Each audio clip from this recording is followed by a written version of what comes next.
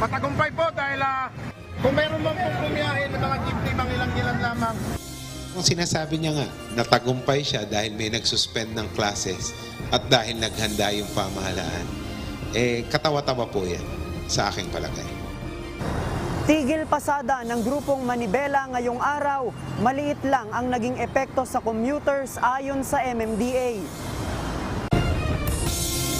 Siguro mag-ausap muna kami ng lawyer ko. Definitely naman, makikipag-cooperate ako sa NBI. Dating LTFRB Executive Assistant Jeffrey Tumbado no-show sa NBI pero tiniyak ang pakikipagtulungan sa investigasyon ng ahensya. Halatang talaga lumalabas sa kulto ito by all definitions, by all elements of a cult, andon makikita mo sa SBSI. Senator Ronald De La Rosa, kumbinsidong kulto ang Socorro Bayanihan Services Incorporated o SBSI. Ngunit aligasyong Shabu Laboratory at private army sa loob ng sitio Kapihan, walaan niyang ebidensya. Fishing vessel na nabangga ng barko ng Marshalls Island na recover na ng Philippine Coast Guard. FBD rin gagamiting physical evidence sa reklamong isasampa.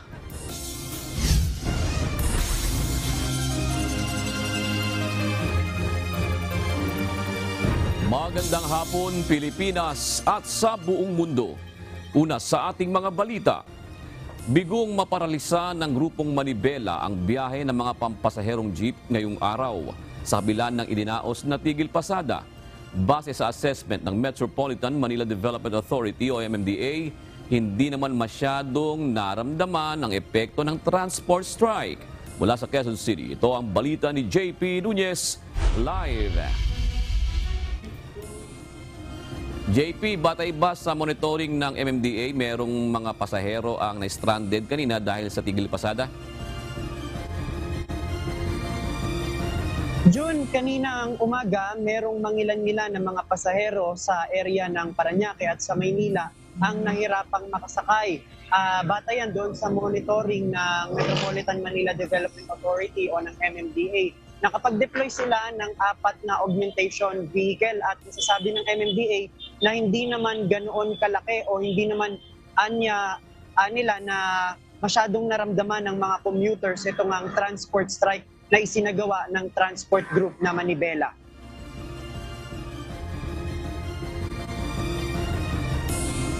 Imbis na pumasada, ipinarada ng ilang driver mula sa hanay ng grupo ang kanilang mga jeep sa may UP Diliman sa Quezon City. Ito'y bilang pakikiisa sa isinagawang transport strike ngayong araw upang iprotesta ang implementasyon ng PUV Modernization Program. Kaya ang hinihiling namin, ibalik yung prangkisa namin na 5 years. Yun lang ilalaban lang namin. Kasi ang sabi nila, hanggang 31 lang kami, pesot kami. Kaya kung kami nandito ngayon, ilalaban naman namin hanggang kami hindi pa peace out. Kasi mahirap maghanap buhay ngayon eh. Lalo pag wala kang mahirap mag-apply sa iba. Eto, nandito na po kami. Dito na rin kami mag-stay na lang sa aming buhay. Matapos ang pagtitipon sa UP, tumulak ang mga jeepney driver sa harapan ng central office ng LTFRB sa East Avenue at doon nangalampag at ipinagsigawan ang kanilang mga hinaing kontra PUV Modernization Program. Gayun din ang umano'y korupsyon sa loob ng ahensya. Naniniwala si Manibela National President Mar Valbuena na naging matagumpay ang transport strike at halos naparalisa nila ang lahat ng mga ruta ng jeep sa National Capital Region. Mayroon umano silang mga miyembro na nagtigil pasada sa may area ng Quezon City, Pasay, Camanava at iba pang mga syudad sa Metro Manila. Matagumpay po dahil sa lahat po ng dinaanan namin dito sa NCR, halos wala pong, kung meron man pong bumiyahe ng mga jeepney, mangilang-ilan lamang. At pinalitat po talaga na halos paralisado po ang buong NCR. Dahil po karamihan na kahit hindi natin na member ng Manibela ay sumama po sa atin. Pero batay sa assessment ng MMDA, bigo ang ginawang tigil pasada ng Manibela. Ayon sa MMDA, normal na sitwasyon lamang ang dagsa ng mga pasahero tuwing araw ng Lunes ang kanilang naobserbahan kanina. Sinabi ni MMDA Acting Chairman Attorney Don Artes na nasa 50 mga pasahero lamang ang nakita nilang walang masakyan at agad naman itong napadalhan ng augmentation vehicle mula sa LGU. Kung sinasabi niya nga, natagumpay siya dahil may nagsuspend ng classes at dahil naghanda yung pamahalaan, katawa-tawa po yan sa aking palagay. Ano ba na-achieve niya? Dahil nagsuspend ng klase, successful na siya? Ang pinangako niya at ang sinasabi niya ay 200,000 ang sasama. Tingnan niyo po yung kanilang motorcade. I can give you yung footage. 25 to 30 lamang. Asan po yung 200,000? Ayon sa Manibela, magtutuloy ang kanilang tigil pasada ng ilang araw. Pero wala na silang isasagawang kilos protesta, kundi igagarahin na lang nila ang kanilang mga tradisyonal na jeep at nakadepende na sa kanilang mga miyembro kung hindi sila papasada. Yung tigil pasada po, tuloy-tuloy po ito. Okay. Yung strike na lalabas po kami at magpo-protesta, itong araw lamang po na ito. Pero yung iba po naming mga regional mga headquarters po, nasa kanila po yun kung didire-diretsuhin nila to kasi sabi nila, hanggang kaya namin. Kung kailan kami magutom, doon lang kami babalik. Samantala, may ilan pa rin namang mga tsuper ang mas piniling mamasada ngayong araw kaysa sumama sa transport strike.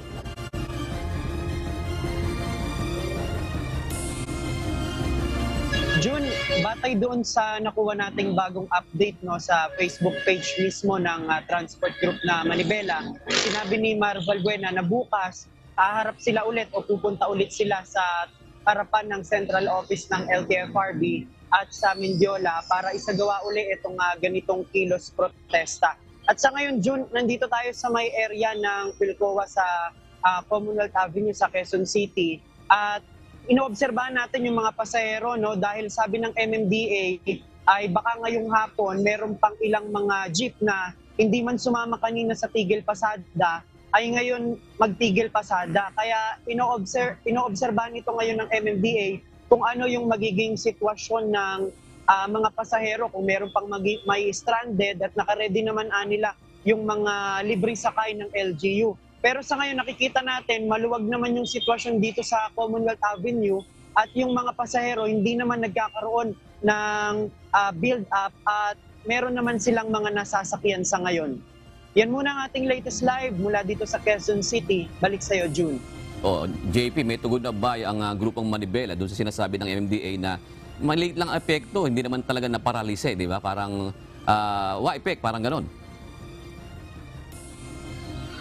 Jun, ang sagot ni Mar Valbuena after niyang makita itong statement o yung naging press ko ng MMDA kanina bandang alas 11 dun sa kanyang Facebook page, kung hindi raw niya na parilisa o walang naging epekto itong transport strike, hindi naman daw nila magsususpinde yung mga LGU at yung mga eskwelahan at hindi naman nila magde-deploy ng libreng sakay kung talagang walang epekto itong transport strike at maliit lang daw nila yung kanilang bilang. Pero sabi nga ng MMDA, natural lang yon na gawin ng gobyerno na maghanda sila dito sa transport strike. Pero nananatili yung pahayag ni MMDA Acting Chairman Don Artes na talagang hindi naman nila nagkaroon ng malaking epekto itong transport strike. At para doon sa konteksto June, ito kasing monitoring ng MMDA ngayong taon, yung isinagawang transport strike ng Manibela, 3 beses na silang nakapag-monitor ng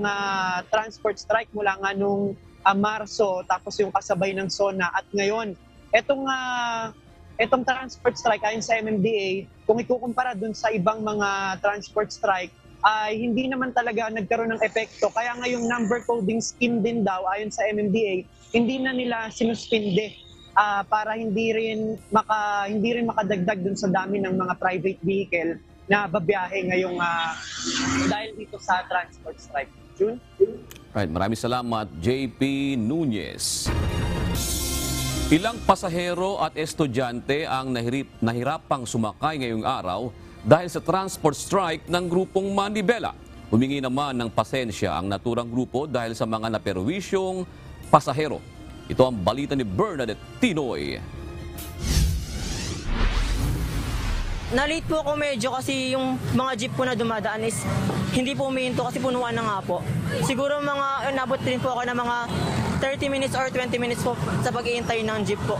Alas 7 na ng umaga nang makarating sa kanilang eskwelahan ang estudyanteng si Arnold Mapili Jr. Kahit pa alas 6 pa lamang ng umaga nang umalis siya sa kanilang bahay. Hindi siya nakaabot sa 6:30 AM na klase dahil nahirapan siyang makasakay ng jeep. Halos ganito rin ang naranasan ng kanyang kaklase na si Erica de los Reyes. 15 minuto siyang na-late sa klase dahil punuan niya ang dumadaan ng mga jeep kaya't natagalan bago siya makasakay sa kanilang lugar. Hinihintay ko po kasi magkaroon ng suspension.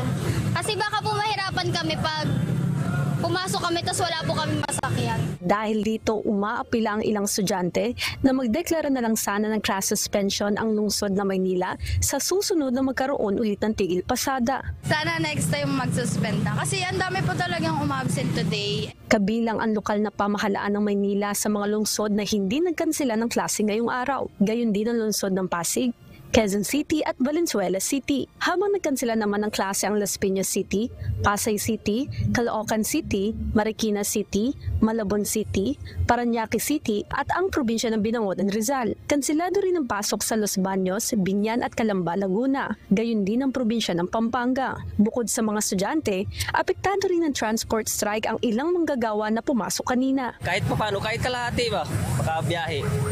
Para hindi naman kawawa yung mga tao. Medyo hassle po.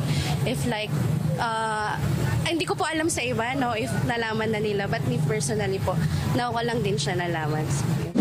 Ayon sa transport group na Manibela, isinagawa nila ang tigil pasada ngayong araw bilang pagtutol sa implementasyon ng Public Utility Vehicle o PUV Modernization Program, maging umano'y korupsyon sa mga opisyal ng Department of Transportation. Humingi naman ng pasensya ang National President ng Manibela na si Mar Valbuena sa perwisyong idinulot ng tigil pasada sa mga pasahero. Dahil ito lamang po yung alam naming paraan para ho kami ay mapakinggan. Maraming beses ho kaming sumulat, nakipag-ugnayan at sila nakikipag-ugnayan. Nangyari po itong umabot po sa walang masakyan ng taong bayan. Pasensya na po kayo kung na-stranded kayo, hindi kayo nakapasok. Sa ngayon ay wala pang ibinigay na eksaktong araw ang Manibela kung hanggang kailang inaasahang matatapos ang transport strike. Ngunit iginit ito na parami ang sumusuporta sa kanilang ipinaglalaban. Bernadette Tinoy, UNTV News and Rescue. Diyos sa aming sandigan, serbisyo publiko ang aming pinahalagahan.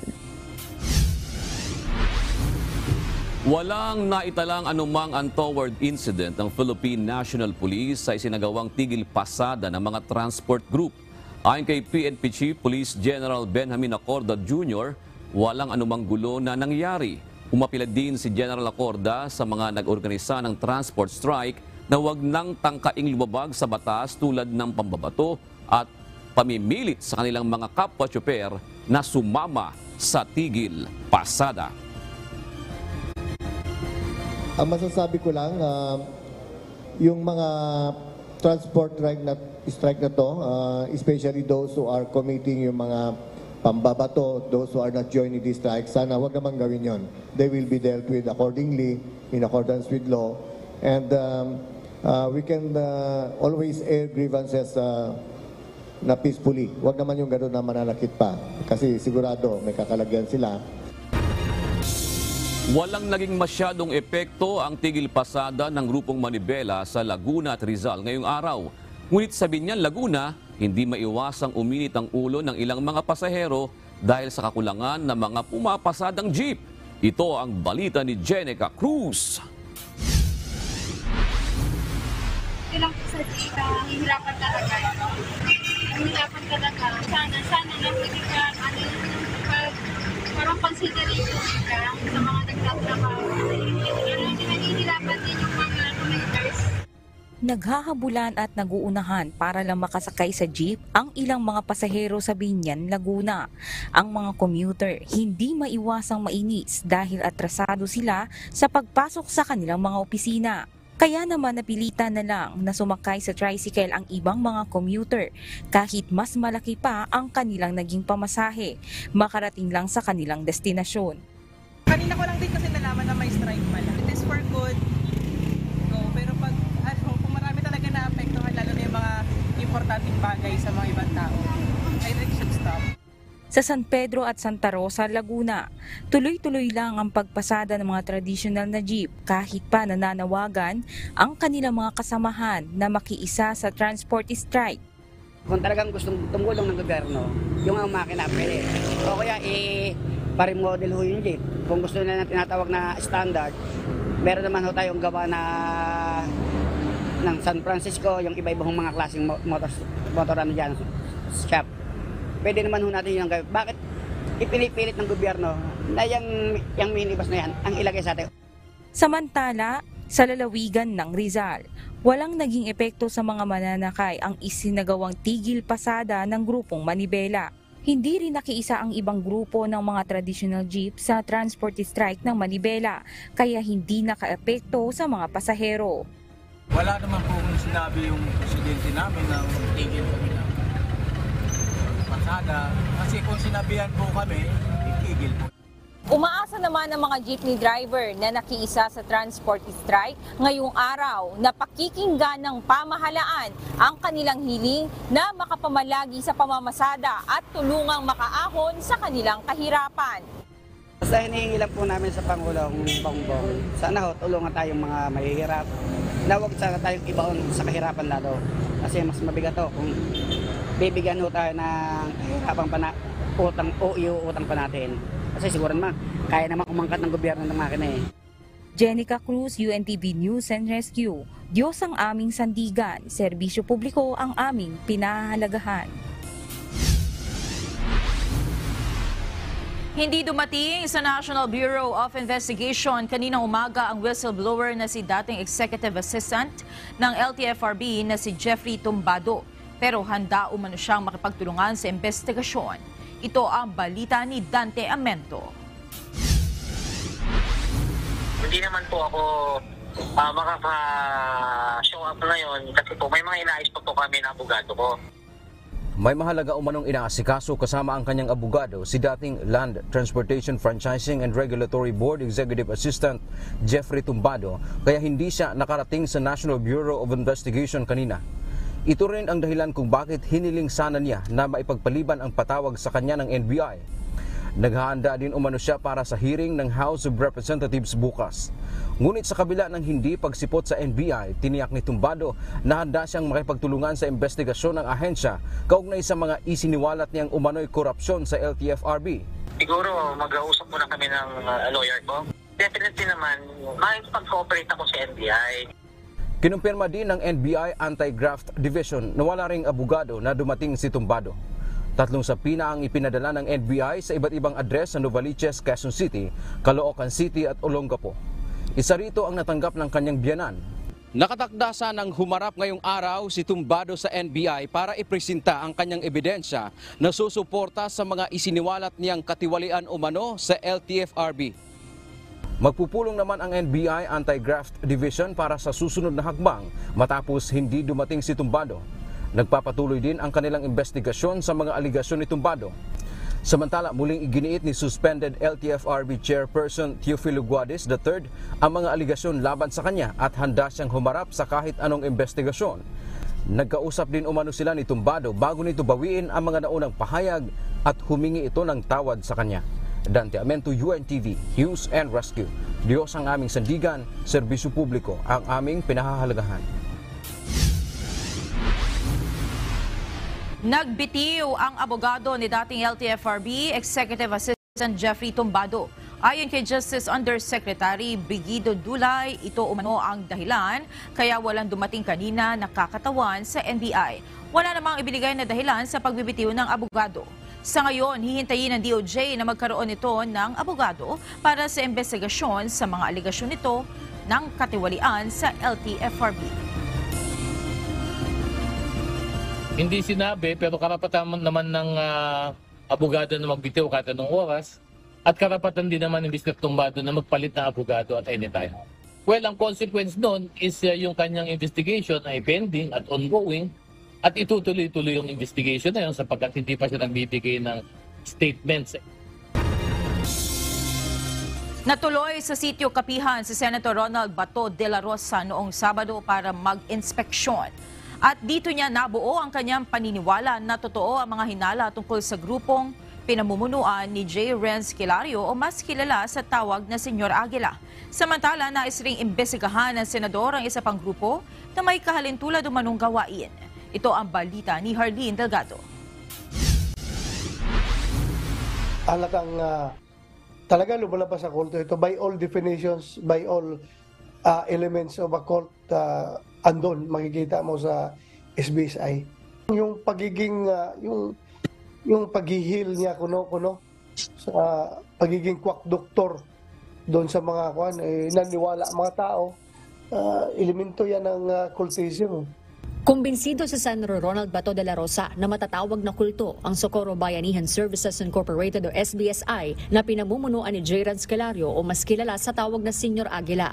Noong Sabado, personal na binisita ng senador ang sitio Kapihan sa Socorro, Surigao del Norte. Kabilang sa pinuntahan ang sinasabing illegal na sementeryo kung nasaan ang nasa 20 puntod ng mga bata. Nakita natin na yun nga, nilagyan lang ng mga kahoy, nilagyan ng pangalan, uniform ng paggagawa. Parang nagmamadali sila, naghanda. Yung kanilang mga sagot nga doon, pagdating ko doon sa area, ay sabi ko parang rehearse. Parang may pinagtakpan talaga at ayaw nilang madadawit sa legal problems yung kanilang leader na si Senyor Aguila at saka yung mga opisyalis ng kanilang grupo. Wala pa umanong alegasyon na mayroong nagaganap na abortion pero hindi anya ito isinasangtabi ng senador. Pinayuhan ni Senator De La Rosa ang National Bureau of Investigation na imbestigahan kung ano ang ikinamatay ng mga bata habang ipinasisilip din sa Department of Environment and Natural Resources ang mga inaprubahan nitong Protected Area Community-Based Resource Management Agreement o PACBARMA o kasunduan sa mga komunidad para sa paggamit ng mga protected area. Samantala, wala rin anyang nakitang ebidensya ng umano'y Shabu Laboratory at private army sa Kapihan. Sa ngayon, isa sa mga nakikita ni Senator De La Rosa na maaaring amyenda sa batas ay sa Child Welfare Act para mas maprotektahan ang karapatan ng mga bata. Pero hindi pa nakikita sa ngayon ng senador ang panukalang batas sa mag-regulate at maglilinaw sa definisyon ng kulto sa bansa. Yung halimbawa, ayaw na talaga ng bata, bumalik doon sa kanyang parents. Tingnan natin yun. Pagdating naman sa formation of a cult, medyo mahirap yan sa ngayon dahil nakikita ko pag maggawa tayo ng legislation pertaining to that ay talaga mag-question yung constitutionality ng batas na yan dahil nga yung ating freedom of religion ay mababayolate. Kasalukuyang nasa kustudiya pa rin ng Senado si Senyor Aguila at 3 opisyal ng SBSI. Plano ni Senator De La Rosa na magkaroon pa ng isang pagdinig kaugnay ng issue bago muling maging abala ang Senado sa debate sa plenaryo para sa panukalang pambansang pondo sa susunod na taon. Matapos nito, nais ding maimbestigahan ng Senador ang sinasabing sister group ng SBSI sa Socorro. Harleen Delgado, UNTV News and Rescue. Diyos ang aming sandigan, serbisyo publiko ang aming pinahahalagahan. Magtutungo si Pangulong Ferdinand Marcos Jr. sa Saudi Arabia ngayong linggo. Dadalo ang Pangulo sa kauna-unahang ASEAN Gulf Cooperation Council Summit. Dito inaasahang matatalakay ang regional at international issues, kabilang na ang nangyayaring gulo sa pagitan ng Israel at Hamas Group. Ito ang balita ni Nel Maribohok. Part of the discussion could be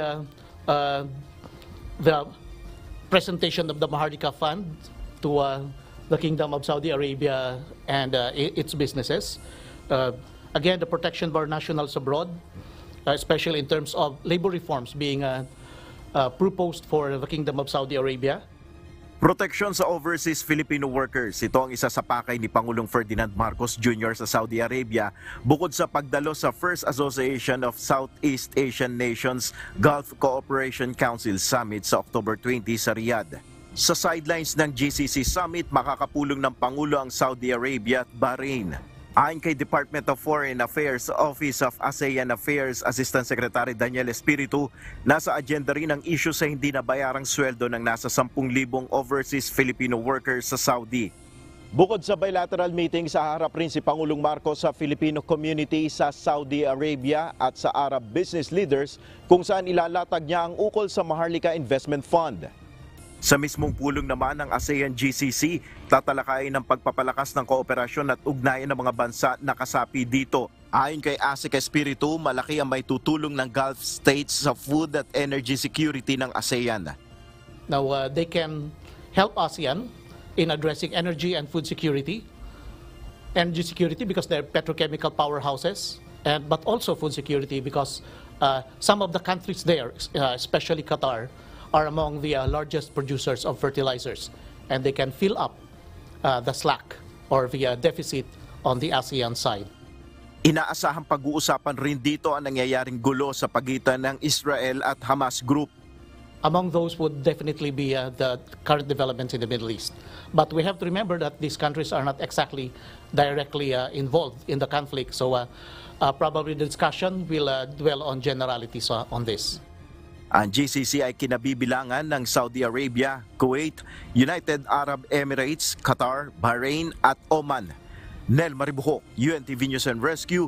Diyos ang aming sandigan, serbisyo publiko ang aming pinahalagahan. Nais National Security Advisor Eduardo Año na opisyal nang ipadeklarang foreign terrorist sa Pilipinas ang grupong Hamas, hindi lang bilang pakikiisa sa Israel kundi bilang proteksyon na rin sa ating mga mamamayan. Ito ang balita ni Leia Ilagnan. This is a clear message by the Philippine government na hindi natin hahayaang mag-operate ang Hamas dito. Proteksyon sa bansa at sa mamamayan. Ito ang dahilan kung bakit isinusulong ng National Security Council na formal na maideklara bilang teroristang grupo ang Hamas. Ayon kay NSC Assistant Director General Jonathan Malaya, ilang beses nang nagtangkang makapasok at makapag-operate ang grupo sa Pilipinas. Taong 2018, nang maaresto at maipadeport sa Turkey ang isang miyembro nito na gumagawa ng bomba, habang noong isang taon umano ay may pakikipag-usap ito sa ilang local groups. Ito pong ginagawa nating pagdeklara sa Hamas as a terrorist organization ay para protektahan din ang ating mga kababayan. This is also a domestic act on the part of the Philippines para masiguro natin yung seguridad ng ating mga kababayan at hindi maulit yung mga nangyayari sa Gaza sa ating mga kababayan. Nilinaw rin ni Malaya na hindi dikta ng Estados Unidos o ng Israel ang pagkahangad na mai-designate na terorista ang Hamas. Ginagawa lang ito ng NSC para sa interes ng bansa at matiyak na hindi kailanman magiging banta sa seguridad ng Pilipinas. Samantala ang PNP naman, imino-monitor din ang posibleng spillover ng gera sa pagitan ng Hamas at Israel. Minomonitor natin yung mga developments, especially in some areas na medyo may mga nakikita natin na may problema. And not only that, we have seen some social media posts about inciting or calling for the actions of some of our brothers. But as of now, wala tayong nakikita tayong overt except for this posting in the social media. So binabantayan natin itong mga to and hopefully hindi na lalala to. Leia Ilagan, UNTV News and Rescue. Diyos ang amin sandigan, serbisyo publiko ang aming pinahahalagahan.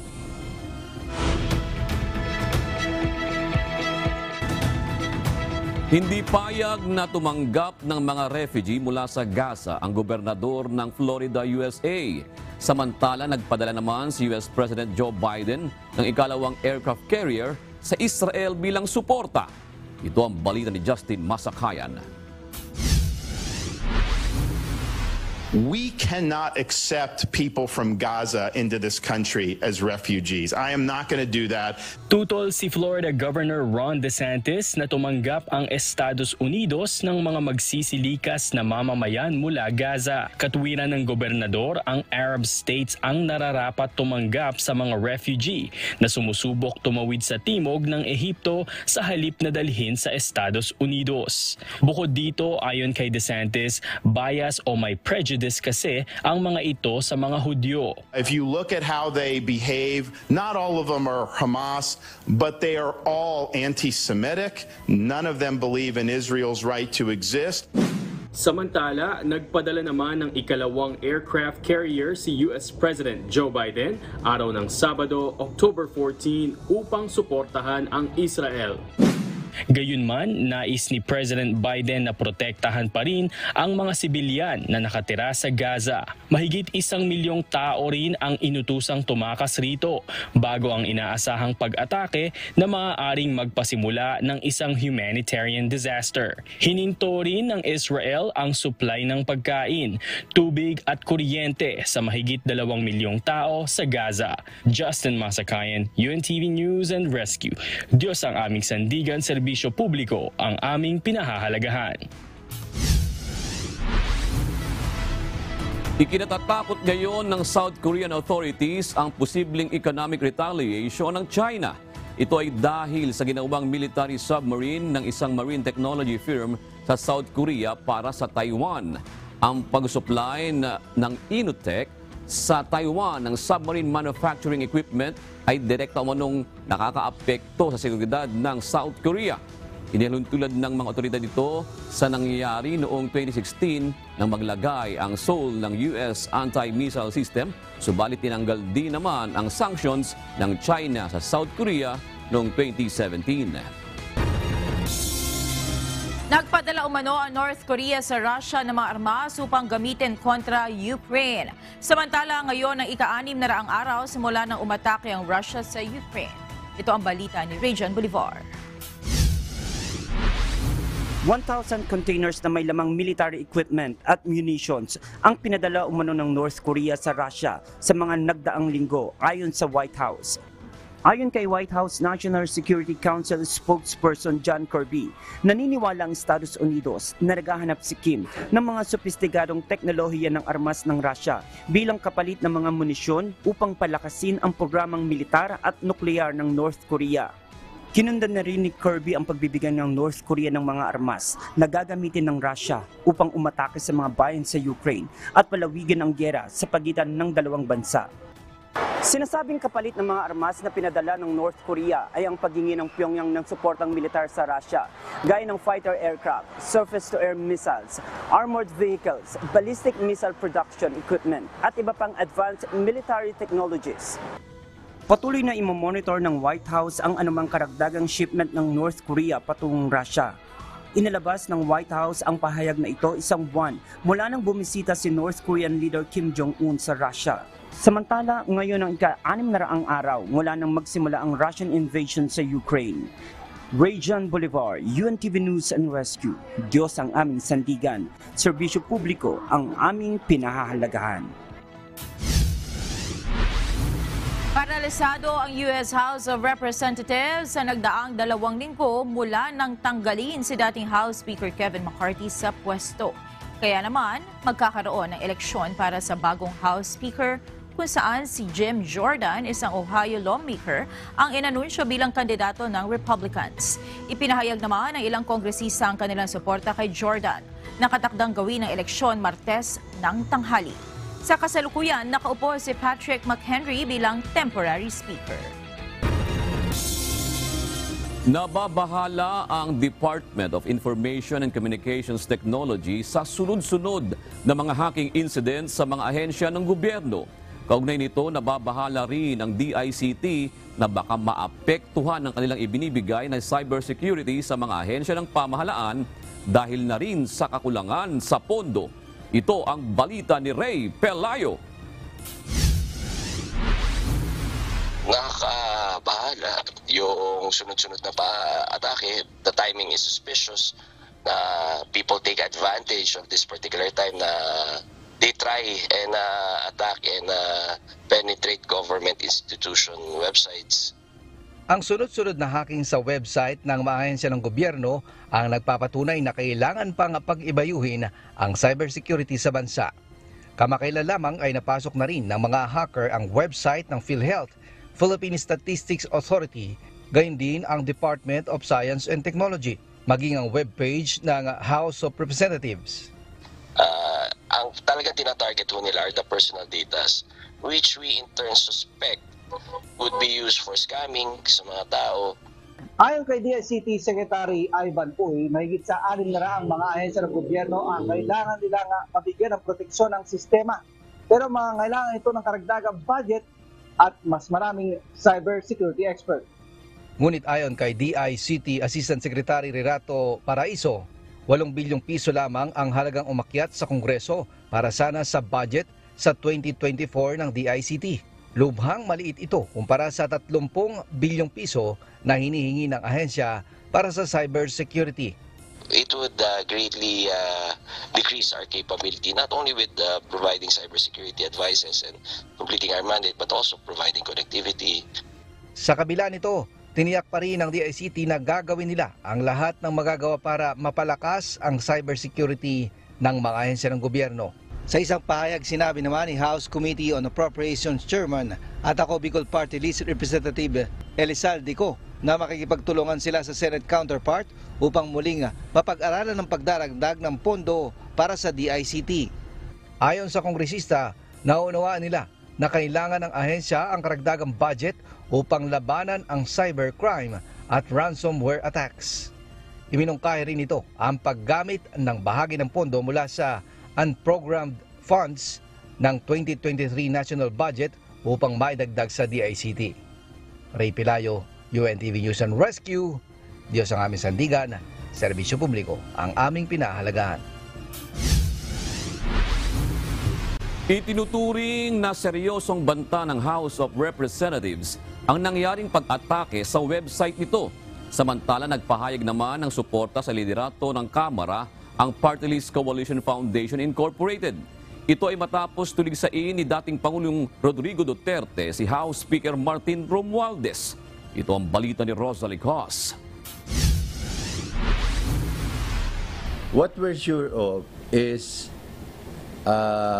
this is the first serious threat, no?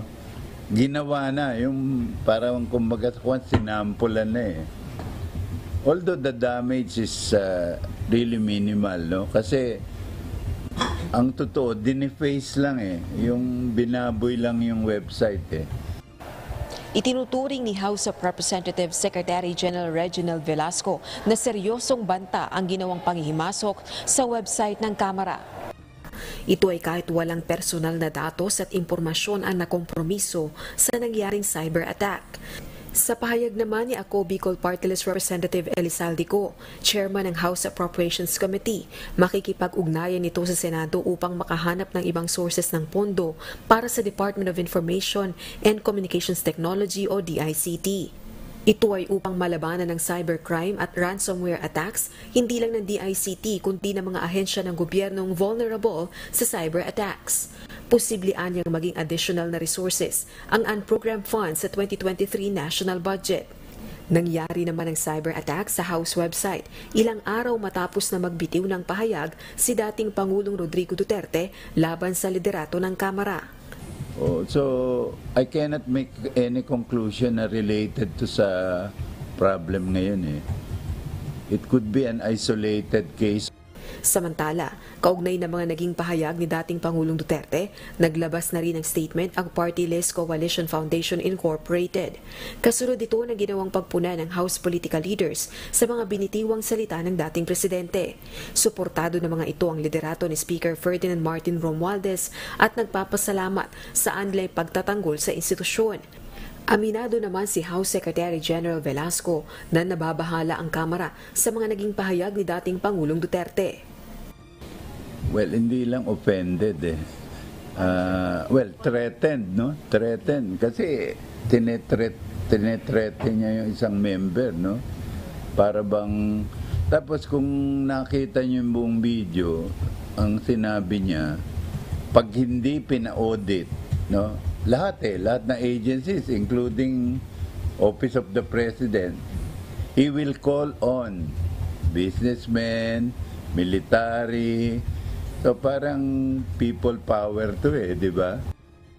Nagpasalamat naman si ACT Teachers Party List Representative Franz Castro kay House Speaker Martin Romualdez at sa iba pang House Party leaders dahil sa pagdepensa sa kanya kasunod ng pagbabanta ng dating Pangulong Duterte. Rosa Licoz, UNTV News and Rescue. Diyos ang aming sandigan, serbisyo publiko ang aming pinahahalagahan. Pinalilikas na ng pamahalaan ang mga Pilipino sa Gaza dahil sa inilunsad na opensiba ng Israel laban sa militanteng Hamas. Nagbabala na rin ng Israel Defense Forces sa mga sibilyan doon na lumikas na patungo sa katimugang bahagi ng Gaza Strip upang wag madamay sa kanilang pag-atake. Ito ang balita ni Harleen Delgado. Isinailalim na ng pamahalaan ng Pilipinas sa Alert Level 4 o mandatory evacuation ng Gaza dahil sa patuloy na kaguluhan sa lugar sa pagitan ng Israeli forces at Palestinian militant group na Hamas. Ayon kay Department of Foreign Affairs o DFA spokesperson Maria Teresita Daza, tukoy na ng gobyerno ng Pilipinas ang 131 Filipino nationals na nasa Gaza. 78 sa kanila ang nasa Rafah border at patawid na malapit sa Egypt, habang iba nakaalis na mula Northern Gaza o Gaza City na inaasahang magiging sentro ng mas matinding labanan. Tiniyak naman ng DFA na patuloy ang pag-asikaso sa repatriation ng mga Pilipino sa lugar. Sa isang video sa kanilang Facebook page, nanawagan ng Israel Defense Forces o IDF sa mga sibilyan sa Gaza na lisanin na ang lugar dahil sa kanilang inilunsad na opensiba laban sa Hamas. Nagbigay pa ng evacuation route ang IDF at 3 oras na pagtigil ng opensiba upang makalikas ang mga sibilyan. The IDF is calling for the people of Gaza to evacuate to southern Gaza for their safety. Israel and Hamas are at war, a war that Hamas started with a brutal massacre that left over 1,000 Israeli children, women, and men slaughtered. Pero batay sa ilang mga ulat, pinipigilan umano ng Hamas ang mga sibilyan na lisanin ang Gaza City. Naglabas din ng mga recorded na usapan sa telepono ang IDF kung saan sinasabi ng isang residente sa Gaza na hindi sila pinapaalis ng Hamas. Our warnings are to save Gazan civilians, civilians that Hamas believes are more valuable dead than alive. Hamas has already told civilians in Gaza to ignore the warnings, calling them fake and even stopping them physically from leaving Gaza City. Ayon naman kay United Nations Secretary General Antonio Guterres, napakadelikado ng babalang mass evacuation. Nanawagan din ito na mabigyan ng humanitarian access ang mga relief workers ng UN para makapaghatid ng ayuda sa mga naiipit sa bakbakan. We need immediate humanitarian access throughout Gaza so that we can get fuel, food and water to everyone in need. Even wars have rules. International humanitarian law and human rights law must be respected and upheld. Civilians must be protected and also never use the shields. Harleen Delgado, UNTV News and Rescue. Diyos ang aming sandigan, serbisyo publiko ang aming pinahahalagahan. Nakausap na ni Pangulong Ferdinand Marcos Jr. ang pamilya ni Loretta Villarin Alacre, ang ikatlong Pilipino na nasawi sa gitna ng gulo sa pagitan ng Israel at Hamas Group. Tiniyak ng Pangulo sa pamilya ni Alacre ang tulong ng pamahalaan at agarang pagpapauwi sa bangkay ng caregiver sa oras na mabuksan ang humanitarian corridor para sa mga apektadong sibilyan. Una na ring nakausap ni PBBM ang pamilya ng 2 pang Pinoy na nasawi sa naturang conflict areas.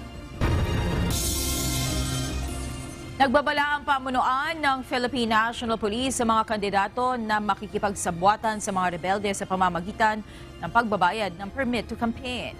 Mahigpit na babantayan ng pambansang pulisya ang mga lumalabag sa Omnibus Election Code, kabilang ang pagbibigay ng permit to campaign. Ito ang balita ni Leia Ilagan. Based on today's command conference, we are anticipating some intense or areas na medyo magulo but under control. It's not that alarming naman. 14 na araw bago ang barangay at sangkuniang kabataan eleksyon, tiniyak ng pamunuan ng Philippine National Police ang kahandaan ng mga pulis sa pagpapatupad ng seguridad.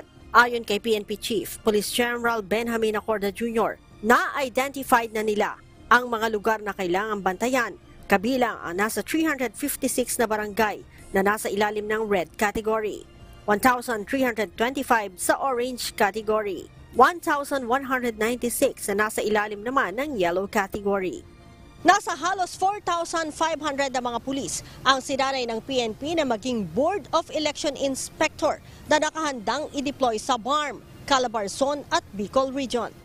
So far, we have identified the personnel, the number of personnel, and as a matter of fact, to include the names, kung mag-identify na saan sila, sino sila, saan sila pupunta, kailan sila pupunta. And despite this, we encourage that within this period, all the commanders are free to call us, the command group, kung mayroon pang kailangang adjustment. Bunsod naman ang pagsisimula ng campaign period sa Huwebes. Nagbabala din si Chief PNP sa mga kandidato na makikipagsabwatan sa mga rebelde sa pamamagitan ng pagbabayad ng permit to campaign.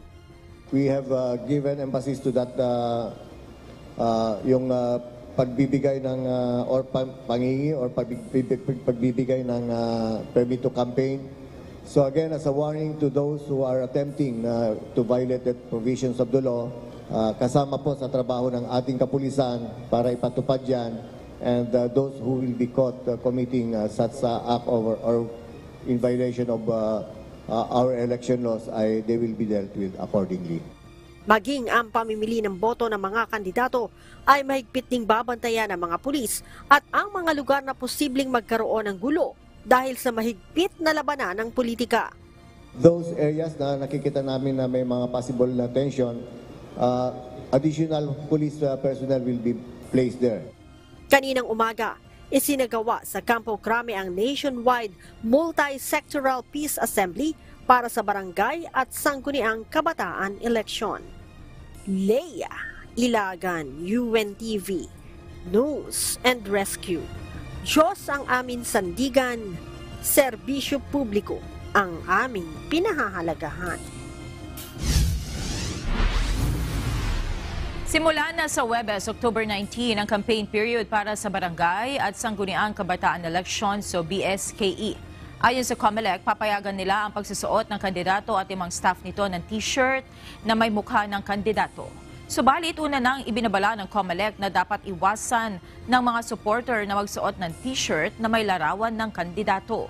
Maaari itong maging basihan para sa pagsasampa ng reklamong vote buying. Na-recover na ng Philippine Coast Guard ang bangka ng mga Pilipinong mangingisda na nabangga ng foreign vessel sa Pangasinan. Gagamitin itong bilang physical evidence para mapanagot ang barkong naka-aksidente. Ito ang balita ni Ryan Lacanlale. Kasi mahalaga po ito sa gathering po ng information at the same time establishing our evidence. Mananatili sa pangangalaga ng Philippine Coast Guard ang bangkang pangisda na FB Dairin habang hindi pa tapos ang isinasagawang investigasyon. Ayon sa PCG, matibay itong ebidensya sa tinuturing nilang very serious maritime incident na nagresulta sa pagkamatay ng 3 mangingisda. Rest assured, yung fact-finding committee po natin ng Philippine Coast Guard will now finalize its investigation soon as possible time, because this will really help a lot in pursuing a solid case against the ship owner and the master of the vessel responsible for that allision incident. Ngayong linggo, inaasahang matatapos ang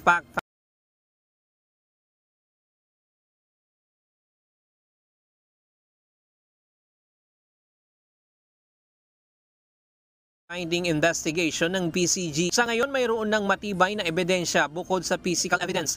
Gagamitin din ang monitoring system kung saan nate-trace ang movement ng mga barko.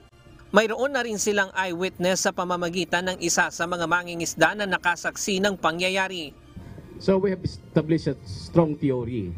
Yung mga circumstantial evidence, to include this one, is not circumstantial, is already as a material evidence of the case. There are 3 things. Number 1 is yung monitoring system natin. We utilize yung maritime traffic and sea vision, yung monitoring and movement and historical data ng mga passing vessels during the date and time of the incident, wherein we really establish that it is only MT Pacific na pass through the coordinates. Ngayong araw, ipinagbigay na sa Marshall's Island ang pag-recover sa fishing boat at bukas daw sila na magsagawa ng ocular inspection sa bangka. Ayon sa Philippine Coast Guard, inabot ng 7 araw bago tuluyang ma-recover ang fishing boat. Kasama ng BRP Malapascua ng PCG ang Harbor Star Salvaging Company. Ito na ngayon ang itsura ng FBD rin. Kung mapapansin nyo, wala na yung dalawang katig niya sa magkabilang side. Nasira na rin yung unahang bahagi niya at nabaklas din yung upper section niya doon sa bandang likuran. Ang salvaging team ginailangan pang lagyan ng floating balloon para lang ligtas na maparating dito ito. At isa pa sa pinag-iisipan ng may-ari, sa itsura nitong fishing vessel na ito, ay bilyon din daw ang kanilang gagastusin at kung ligtas pa ba ito na gamitin sa pangingisda. Muli namang nananawagan ng tulong ang mga naulila at mga mangingisda na nawalan ng hanap buhay, hindi lamang sa pamahalaan, maging sa barko na may pananagutan sa insidente. Ang ano ko lang din sana, yung pang-araw-araw namin, mga bayar, matustusan po sana. O kahit business man lang na pag-umpisahan po namin. Nanawagan po ako na sana po matulungan po kami ng ating gobyerno na mapadali po yung kaso dahil wala po kaming trabaho ngayon, sir. Tulad po ngayon, nasira po yung bangka namin. Itaon po ang bago maayos yan, sir. Paano po naman kami ngayon? Sana po matulungan naman po kami. Ang gusto ko po kasi dapat maibigay na sa amin yung tulong na para sa amin. Dahil yung mga anak ko maliliit pa. Tulad yan, may nag-aaral ako mga anak. May pinapag-diaper ako. Sana maibigay na nila kung hindi man kami babayaran ng barkong nakabangga sa kanila. Dapat ibigay nila yung sapat. Ryan Lacanlale, UNTV News and Rescue. Diyos ang aming sandigan, serbisyo publiko ang aming pinahahalagahan.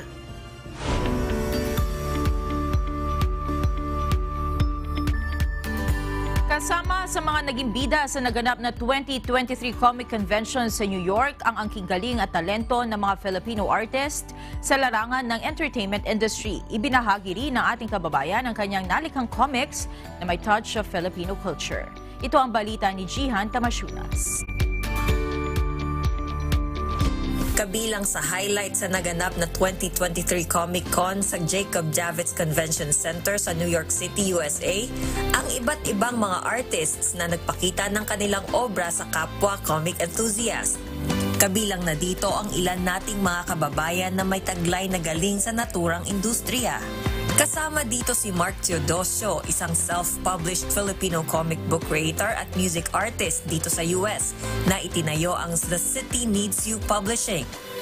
Siya ang writer at creator ng The Realist Bayani comic series, kwento ng isang Filipino street hero na taglay ang isang true warrior spirit. The Realist Bayani is based on, it's actually a tribute to my cousin who passed away. Rest in peace, Marlon Ramos. But The Realist Bayani finds his origins connecting to the bloodline of Lapu-Lapu, the first Bayani, the champion of the Battle of Mactan. Ikinwento rin ni Mark ang dahilan ng paglikha niya ng comic na ito.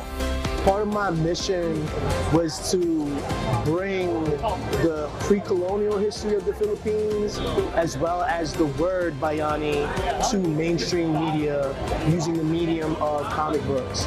I started creating it because my cousin passed away, and it was a way of me resurrecting his spirit through a literary form. So it was beautiful because he has a son that's in the Philippines, and I wanted him to remember his father as the Realist Bayani. Si Mark ay mula sa Western Visayas sa probinsya ng Aklan at bata pa lang siya ay sinabi nitong mahilig na itong mag-drawing ng mga comic. Matatagpuan si Mark at ang iba pang kanyang mga gawa sa kanyang Instagram page sa bayani.nyc at The City Needs You.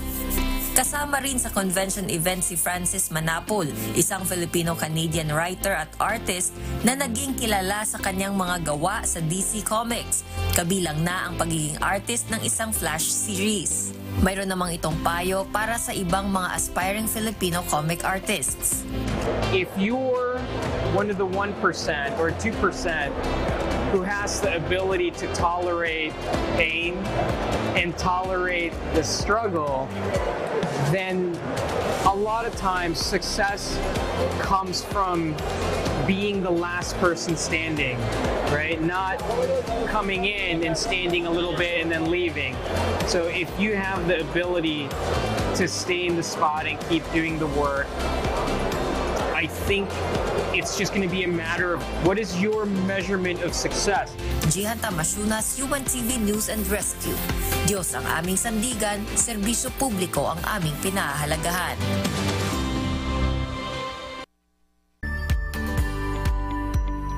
Ipinagdiriwang ngayon sa lalawigan ng Sorsogon ang Kasanggayahan Festival. Tampok dito ang Parade of Resources ng lalawigan kung saan kaisa ang UNTV News and Rescue Team. Ito ang balita ni Brian Baldarahe. May personahe tayo, wala namang gamit. What's the use? So kailangan sabayan natin. May ekipahe tayo, may tao, ang kailangan nila dito. Masigasig na implementasyon ng mga programa.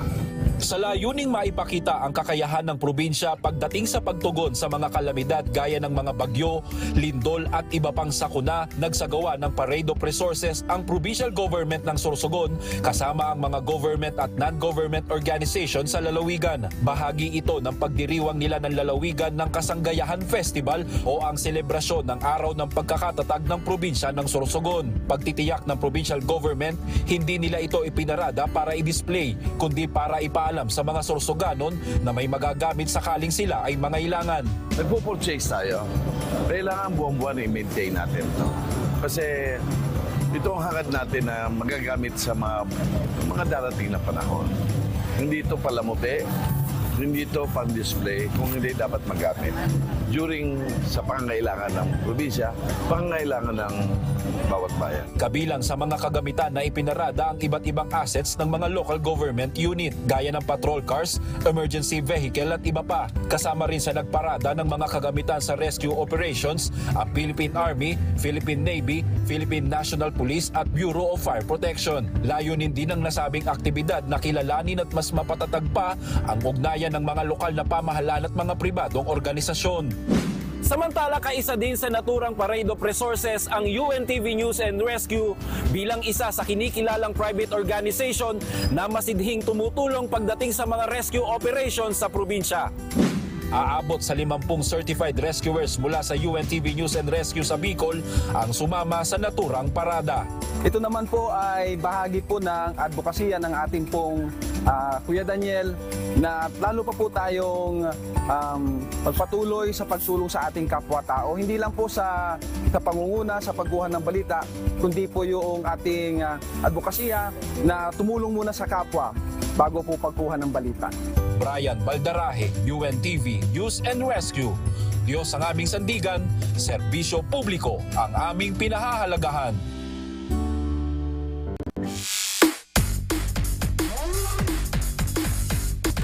Tinapos na ng AFP Lady Gunner ang Best of 3 Final Series sa pagitan nila ng Senate Lady Defenders kagabi sa PhilSports Arena sa Pasig City. Nakuha ng AFP ang kauna-unahang kampyonato sa UNTV Volleyball League kung saan nakapag-uwi ang kuponan ng ₱250,000 papremyo para sa napili nilang charitable institution. Mas maraming kuponan at mas malaking papremyo naman ang aasahan sa susunod na season ng UVL. Ito ang balita ni Ryan Lacanlale.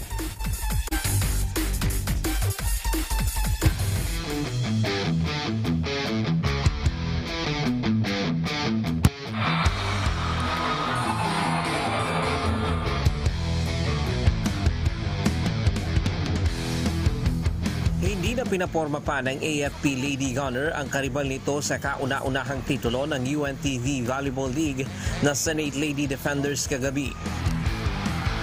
Sa harap ng libu-libong manonood sa PhilSports Arena sa Pasig City, pinataob ng AFP ang Senate sa straight sets, 25-16, 25-13 at 25-18. Nauna ng tinalo ng AFP ang Senate sa Game 1 ng kanilang Best of 3 Final Series noong October 12 sa Phil Oil Center sa San Juan City. Kami yung unang nanalo. Kami yung unang nag-champion. Siyempre history ng first UBL na kami yung nag-champion. Sa practice, pinag-aralan namin yung mga galaw nila. Kaya, yun, nanalo kami. Tinanghal namang Aboitiz Power Finals MVP si Corporal Divine Eguia ng AFP. Masaya po kasi yung sa pagkapanalo namin is madami kaming napasayang tao, madami kaming na-inspire na mga kabataan at saka yung mga tao na sumusuporta sa UVL. Ang sabi lang po ng coach ko sa Navy na sige lang, magtrabaho ka lang. So hindi po ako nag-expect na magkakameron ako ng ganitong award. Enjoyment lang po kami. No pressure po sa amin. Tapos sundin lang po namin kung ano po yung goal namin na makuha namin yung championship. Yun lang po yung sabi ng coaches namin. Magkakamit ng 500,000 pesos ang chosen beneficiaries ng nagkampiyon na kupunan na AFP Educational Benefit Systems Office.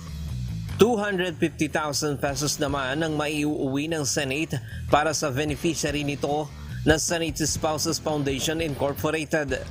100,000 para sa Moral and Welfare Division at tig 50,000 pesos naman na consolation prize para sa beneficiary ng DFA, Judiciary at Ombudsman. Malaking tulong po siya kasi dahil po dito nakakapag-aral po ako at makakapagtapos po ako ng kolehiyo. Sobrang saya po kasi nag-effort po sila para tulungan po yung mga beneficiary po ng India. Thank you po sa AFP dahil po sa kanila nakapag-aral po kaming mga beneficiary, and thank you din po sa UNTV and sa mga nag-organize po nitong event. Samantala, tinanghal na Aboitiz Power Season MVP ang dating college varsity player mula sa Davao na si Yamporio ng PNP. Bukod dito, siya rin ang napili bilang opposite spiker at best scorer. Best open spiker naman si Marilyn Boras ng Judiciary. Best server si Kiri Joy Betinho ng AFP. Best setter si Marian Joyce Olores ng AFP. Best libero naman si Marisa Tumpalan mula sa PNP at best import na si Joanne Bunag ng AFP. Dati, oo, meron best blocker, ganon, best opposite hitter, pero ngayon talaga yung never pa ako naging MVP. Tapos for the first time sa isang napakalaking league, parang sobrang happy, kaya naiyak talaga ako kanina kasi hindi ko siya lubos maisip na bakit ako. Pero naniniwala din naman ako sa kakayahan ko na kaya din ako naka-receive ng ganong award. Bigumang makuha ang kampyonato. Ayon kay Senate Lady Defender Head Coach Roger Gorayev, kung pipiliin pa siyang maging coach sa susunod na season ng UBL, siya daw mismo ang pipili ng mga players at paghahandaan nila ng mas maaga ang liga. Sa matagumpay na unang season ng UBL, marami daw na magkaka-interes na sumali sa liga at magandang oportunidad daw ito lalo na sa mga volleyball player na hindi na nakapaglaro sa collegiate level. Bihira kasi yung ganitong may charity na liga. No? Nakakatuwa nga kasi yung UNTV nag-initiate ng ganito. Kasi normally yung sinasalihan kong liga, mga professional league yun Taka sa collegiate. First time, sana wag naman last time. Sana magkaroon pa ulit ito yung UNTV. Kasi ito lang yung may ganitong klaseng liga for charity. The rest, hindi naman. Bagamat maiksi lamang ang naging preparasyon para sa unang season ng UBL, naging matagumpay naman ito. Kaya sa muling pagbabalik ng liga paglipas ng ilang buwan, mas malaking UBL ang bubuksan. Sa inyong pakikisa sa payak na adhikain na makatulong sa kapwa.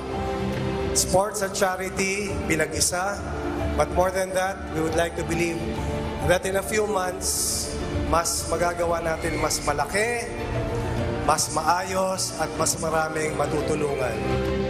Nagpasalamat naman si Mr. Public Service, BMP IUNTV President and CEO, Kuya Daniel Razon, sa mga suporta sa unang season ng Liga. We're looking forward na sa mga susunod po na season natin ay mas marami pa ang atin pong makakasama na maglalaro ng mga teams. Nagpapasalamat po ako sa lahat ng mga nanonood at patuloy na tumatangkilik, sa mga nag-subscribe sa UNTV Sports, sa lahat ng mga nandito po ngayon. sa lahat po ng mga sumuporta sa bawat team, and of course, ang atin pong mga kapatid sa MCGI, ang members ng Church of God International, na kasama natin palagi sa lahat ng mga advokasya na makabubuti para sa ating mga kapwa-tao. Inanunsyo na rin ni Kuya Daniel na sa susunod na season ng Liga ay magiging doble na ang premyong maiuuwi ng mga kalahok para sa kanilang mga napiling benepisyaryo. Bago ang laro, nagkaroon din ng public service booth sa PhilSports Arena kung saan nakibahagi ang SSS, Senate at Pag-ibig Fund. Ryan Lacanlale, UNTV News and Rescue. Diyos ang aming sandigan, serbisyo publiko ang aming pinahahalagahan.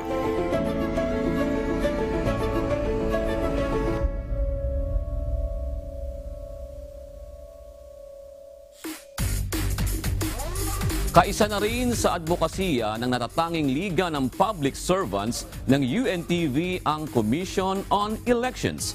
Ayon po sa COMELEC, ipamamalas nila ang kanilang sportsmanship at galing sa basketball sa pagnanasa pa rin na makatulong sa kapwa. Ito ang balita ni Gladys Tuwabi.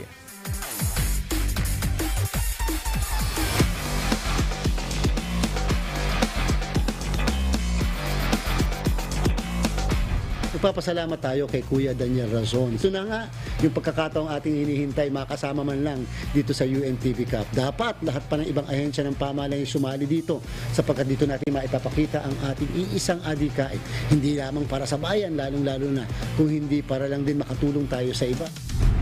Noon pa man ay hanga na si COMELEC Chairman George Garcia sa adhikain ng UNTV Cup, kung saan nagtitipon-tipon ang mga public servant at nabibigyan ng pagkakataong makapaglaro ng basketball.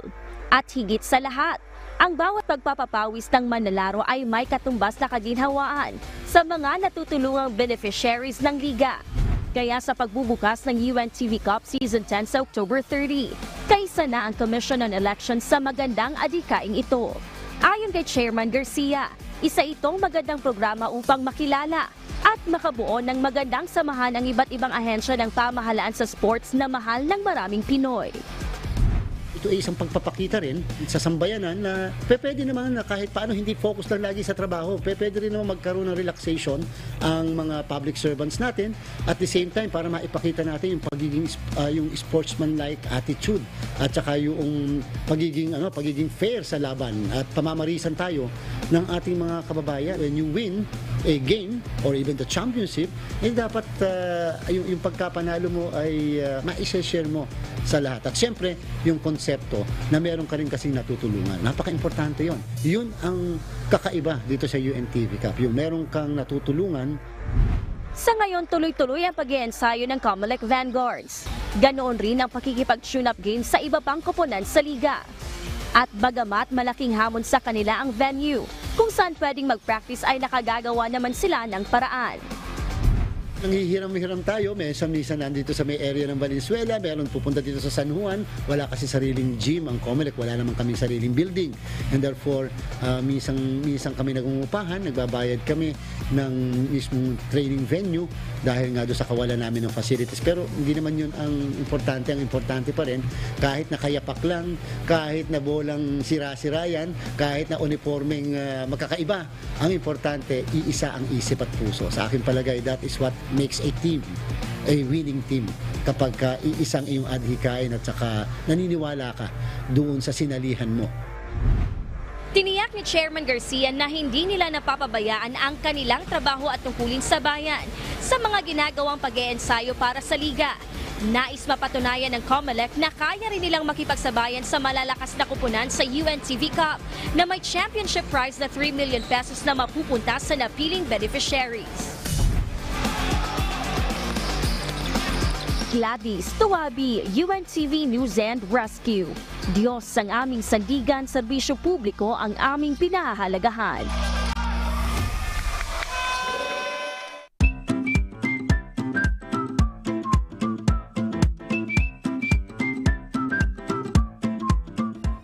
Congrats muna natin, Monica, yung AFP Lady Gunner. Kagabi kasi nakapanood ako. Talagang gagaling. Pati yung Senate lady defenders din. Talagang malaki yung effort nila para mag-improve yung coach nila. Magaling talaga. Congratulations po sa ating champion team at sa lahat na rin ng mga kupunan na sumali. Dahil ito yung kauna-unahan natin na Volleyball League and we are looking forward sa susunod na pagbabalik niyan. Siguradong mas malalakas at mas maghahanda yung iba pang mga kupunan. Yan. Ito na po yung ating mga komentaryo ng ating mga kauserong Pinoy. Hinggil po sa transport strike. Sabi po ni Belly Flores, hindi uunlad ang bayan pag mga driver ang masusunod. Ayan po yung kanyang komentaryo. Sabi naman po ni Rio Seal TV, sana maunawaan ng bawat isa na nasa panahon na tayo ng pag-unlad. Ang kaalaman ay lalago kaya okay ang jeepney modernization. Kaya lang, siyempre, meron din ipinaglalaban din yung grupong Manibela, di ba? Na medyo nabibigatan sila doon sa yung mga driver sa paghuhulog, medyo mahal kasi talaga yung modern jeep na sinasabi Magkano? na inaalok sa kanila. Ilang milyon nga, nakalimutan ko. 2 million ba? Nasa 2 million? Parang gano'n, no? Parang gano'n, no? 2 million. Sabi naman ni Linda Tabas, tungkol sa issue ng hacking, dapat DICT ang dagdagan ng funds para sa cyber security. Ako, palo ko doon. Tama. Nasa panahon na tayo ng di ba? Ng puro talagang advancement ng technology. Dapat malaki talaga nga ang ating budget for that. Kung hindi man confidential funds, kasi humingi sila ng confidential funds. Oo. Pero parang tingin ko, baka bigyan din ng, kumbaga, balansihin din o pag-isipan din ng mga senador, sinasabi nga nila. Kasi talagang kailangan yan eh. Oo naman. Ito naman po, si Jerry Maningding, sabi niya, nadagdagan ng isa pang kupunan ang UNTV Cup. Galing. Iba yung Comelec? Sa Comelec yun. Comelec Vanguard. Yan. Maglalaro ba si Attorney G? Hindi. Si Attorney G, sabi nung ating reporter na si Dante Amento, talagang gusto niya talaga every game daw manood. Manonood. Susuporta siya sa Comelec. May physical support naman. Oo. Kaya lang nagkataon pala, yung opening ng UNTV Cup, October 30. Sakto naman. Sa eleksyon. Talaga ba? Kaya yung unang game ng kung sakaling maglalaro ang Comelec, wala. Siyempre, alam mo naman busy yung ating chairman.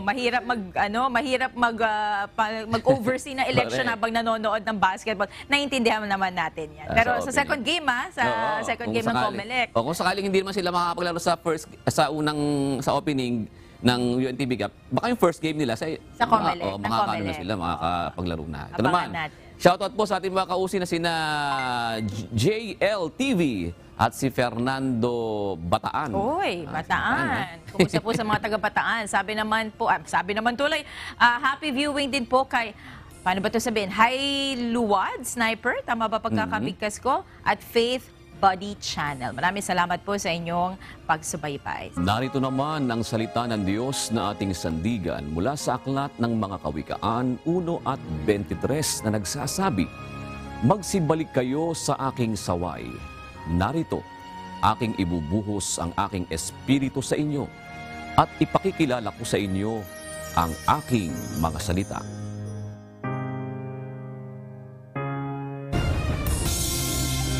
At yan ang naging kabuuan ng ating balitaan ngayong gabi. Aming inilahad ng buong katapatan kung paano namin nasaksihan. Kayo'y makapagtitiwala na ang aming nakita at narinig, ang aming ibinabalita. At dito po sa UNTV, Diyos ang aming sandigan, serbisyo publiko ang aming pinahahalagahan. Magandang gabi po.